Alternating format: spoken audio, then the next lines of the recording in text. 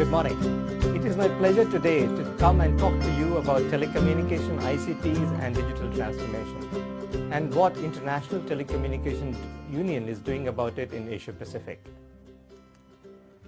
I would briefly like to introduce you the International Telecommunication Union, which is a United Nations agency formed in 1865, and we have got 193 member states, 700 plus industry organizations and 150 plus academia member.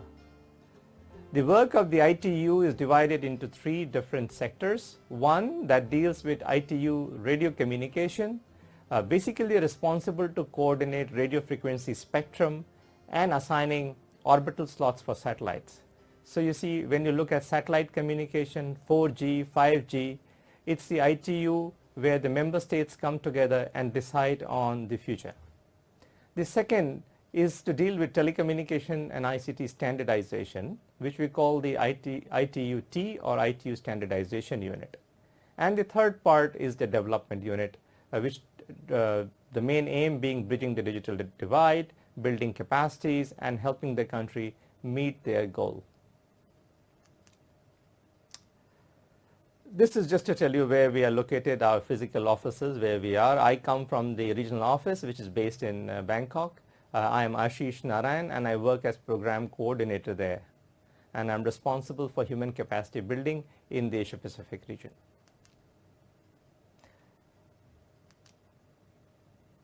So what is our priority over the next 5 years or 4 years in the Asia Pacific region? So you see, the member countries come together and decide, okay, these are the areas which are of high priority in Asia Pacific. This is done in one of the meetings that's done once in 4 years, called the World Telecommunication Development Conference. And currently the 5 priority areas of focus are addressing the special needs of least developed countries, small island developing states and landlocked developing countries. You will see that the landlocked developing country has a very specific problem. They cannot access submarine cable themselves directly. So you have to then rely on your neighbors to connect, or satellites. Second is digital economy and inclusive digital society. I think wherever you go in ASEAN, there's a program like that, whether it's the Intelligent Nation program or it's the digital economy program. They are all looking at digital economy and an inclusive digital society. But all this lies on the pillar which is called the digital infrastructure. It includes the telecom infrastructure, the ICT infrastructure, the digital government infrastructure, the public and the private services, the access, the devices. All that is part of what we call digital infrastructure, not to mention spectrum. And that's why you hear so much news when countries go on and allocate spectrum, like the recent spectrum allocation for 5G which has happened in Thailand. All this requires an ecosystem or policy and regulatory guidance, which is the fourth pillar of focus. And in the growing age where disasters are happening all around us and security is a big concern, you need to focus on cybersecurity and resilience of this infrastructure. So that's our focus area for the period 2018-2021 in the Asia Pacific region at the moment. I'm sure all of you would have heard about sustainable development goals, and these goals were decided by the UN, and there are 169 targets which all countries and members hope to achieve by 2030. Now ICT is critical to achieve the goals set out in any of these areas. Even we cannot have a meeting about SDGs without leveraging on ICTs. Like today I'm talking to you because the telecom networks and ICTs can connect and we can talk remotely. So in this chart you would see there are 17 goals mentioned, like no poverty, no hunger and so on, zero hunger. And then you would see how ICTs help the sectors meet their specific goals. In summary, ICT is getting very cross-sectoral in nature. Let's deep dive into what's happening in the digital transformation space. Every public or private institution that you talk to or you meet everybody wants to do digital transformation, but this requires an ecosystem approach. On the left side, you would see a new ICT architecture which is drawn from the ITUT standardization work on smart sustainable cities. On the bottommost layer, you will see the city physical infrastructure. So we don't want everybody to dig the roads all the time.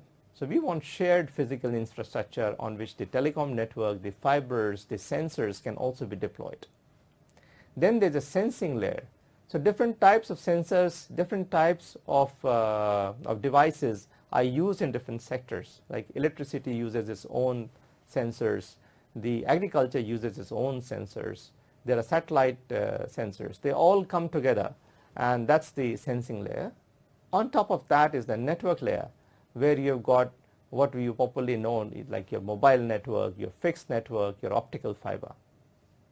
On top of that, you would see the data and support layer. That's a very valuable layer today. That's where all the analytics go on. So the different databases which reside in different areas or with different entities. Now this data, because of ICT, can be used by not only one but many different sectors. And you can combine them to create some wonderful applications and services that flow on, and then you see that on the top layer, which is called the application layer. But throughout these different layers, you need operation and maintenance, privacy and security. Now this is a basic architecture of a smart sustainable cities network. But this is not enough. On this, you will have to create the right enabling environment, which is the policies and regulation that I spoke about earlier. And then we cannot afford anybody to lose this kind of development that's going on, because the person who is not connected or is not digitally included will not only miss out on telecom and voice, but will miss out on all these wonderful applications that are coming as a result of this new way of communicating, or the new ICT potential that is going across all the different sectors of the society. Then to harness all that, you need the skills and the capacity to do it. And all this is powered through innovation, because things are being done in a new way, and it really empowers youngsters or anybody to take up the new infrastructure, learn about digital skills, and then create their own way of finding solutions. Let's now look into digital infrastructure. What are we talking about here? So the big 5 things that now everybody is talking about are the IoT, Internet of Things, distributed ledger technologies, popularly known as blockchain, artificial intelligence, 5G, and big data. Then we are talking about broadband networks, like including spectrum, including mobile, including fixed, including fiber, cable, satellite. And then we are talking about analytics and digital platforms. Some of the platforms, popular ones, you already know, like the Google Play Store, the App Store, where you can leverage those platforms to create your own app. But these platforms are numerous. Then you need the internet and different types of data routing to be efficient, which then we come to the things like IPv6, the internet exchange points, and all the equipment. If they have to talk to each other and use different sets, they need to be standardized. So there needs to be conformity to the standards and interoperability amongst them. So if one database cannot talk to another database, then you cannot create a service that links the 2 data sets necessary. Now these are some slides which gives you the trends of ICTs globally and by region. So you will see that mobile, this is on the right side, you can see the big curve is the mobile curve, and obviously the curve closely following that is the active mobile broadband subscriptions, and that clearly shows you how popular mobile is. On the other side, you will see it further break up by region. So by Europe, Americas, CIS, Asia Pacific, this is the level of mobile broadband and mobile penetration per 100 inhabitants. This is estimated ITU 2019 figures. So if we look at Asia Pacific, the Mobile cellular subscriptions, we are looking at 111%, and mobile broadband, we are looking at 89% coverage. Internet usage keeps growing, but barriers lie ahead.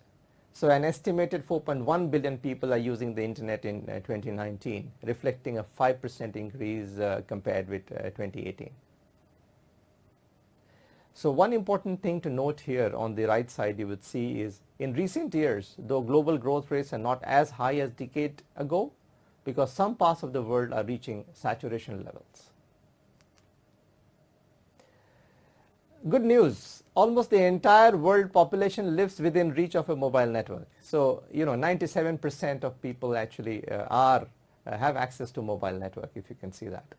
And if you again zoom into Asia Pacific, because I know that you are focusing on ASEAN, in Asia Pacific we are roughly almost there, and LTE is, you can see, is much higher in Asia Pacific when you compare with 3G and 2G. So people are having access to broadband mobile. Gender gap is growing fast in developing countries, and this is very important that we have to address this. Now this chart shows you how the population is percentage of population that is having access to internet and not having using the internet, and this is a challenge that we all need to bridge. Bandwidth, internet bandwidth is growing, but without the right ICT skills you can't really leverage the potential that this huge change which is happening in the digital technology is creating. So lack of ICT skills is still a barrier to effective use. Let's look at what do we mean by affordability of broadband. It's very important that broadband, which is driving almost all the services now in the digital world, is affordable. So the Broadband Commission, which was created by ITU and UNESCO, has set a target for affordability as 2% of GNI by 2025. And in 2019, in 61 countries, this was met for the fixed broadband, and for mobile broadband, this was met in 89 countries. This is a list of mobile penetration or mobile broadband in different parts of the world. Now 5G is not an extension of 4G. 5G has three specific features. First is enhanced mobile broadband, which is higher speed, as we saw from 3G to 4G. But the two other features which are very unique, which is massive machine type communication and ultra reliable and low latency. So this is very important. That makes 5G very special, which can create some very new use cases, which is not only linked with speed, and you would see those on the right side. This is a map which shows you how the submarine cables are distributed. This is a live map. If you go to the ITU website, you can actually track and see who owns these maps. And the crosses that you see are the location of the internet exchange points. Now let's go on to digital economy and inclusive digital society. ITU is very deeply engaged in sectors in the Asia Pacific region on e-agriculture, where we work together with Food and Agriculture Organization of the United Nations. Digital finance, we have got some projects working with World Bank. Mobile health, including mobile aging, quit smoking programs with World Health Organization, and obviously smart sustainable cities and digital government. Now the important message to learn is when you go cross-sectoral, it is very difficult to work on your own.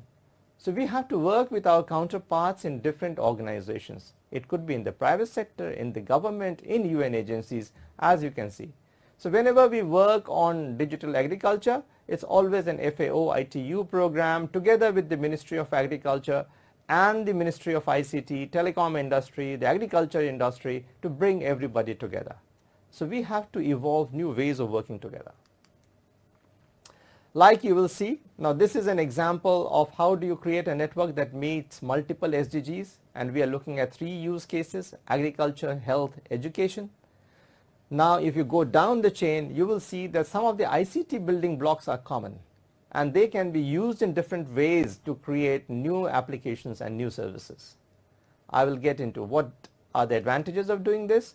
You reduce duplication, you stop reinventing the wheel, there's a high cost of scaling up is brought down if you are using common solutions and using a common architecture. You can reuse the facilities. And there are several others actually. So you end up with a solutions mindset, creating the economies of scale as we go on. So what does this mean actually?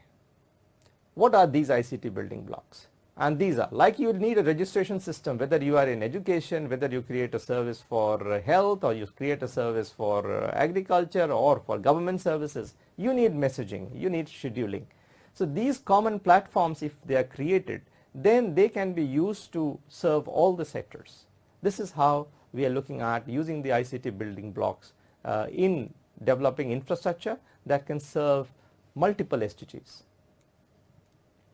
Digital inclusion, as we said, we need to include everybody, and there's a very nice case of Thailand where CCKDM of STOU is also a partner, where we are trying to train girls on new skills to take up ICT as a career. And ITU has a program which is called the Girls in ICT Day, where we encourage organizations to promote girls and young women to take up ICT as a career.